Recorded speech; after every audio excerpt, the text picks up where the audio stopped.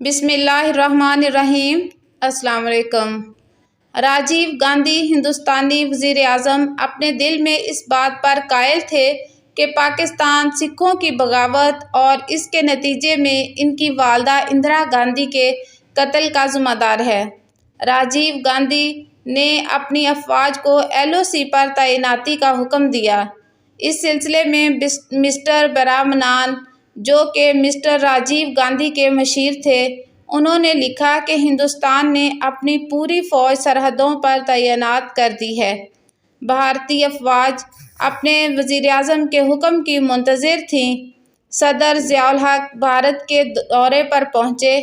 راجیو ذاتی طور پر ان کا خیر مقدم کرنے پر آمادہ نہ تھے، لیکن انہیں مجبوراً ایئرپورٹ جانا پڑا۔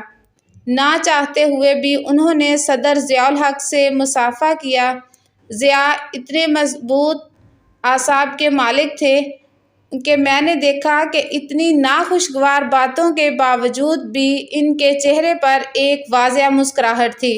انہوں نے کہا، مسٹر راجیو، تم پاکستان پر حملہ کرنا چاہتے ہو، ٹھیک ہے، آگے بڑھو، لیکن ایک بات یاد رکھیں کہ اس کے بعد لوگ چنگیز خان اور ہلاکو خان کو بھول جائیں گے اور صرف ضیاء اور راجیو گاندھی کو ہی یاد رکھیں گے، کیونکہ یہ روایتی جنگ نہیں ہوگی۔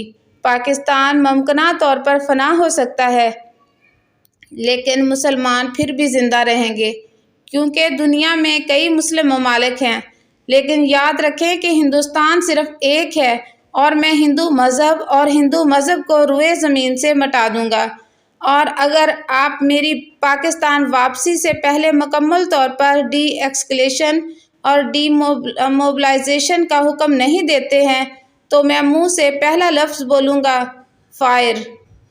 برامنان مزید لکھتے ہیں کہ راجیو گاندھی کے ماتھے پر پسینہ آنے لگا اور میں اپنی ریڑھ کی ہڈی پر سنسناہٹ محسوس کر رہا تھا۔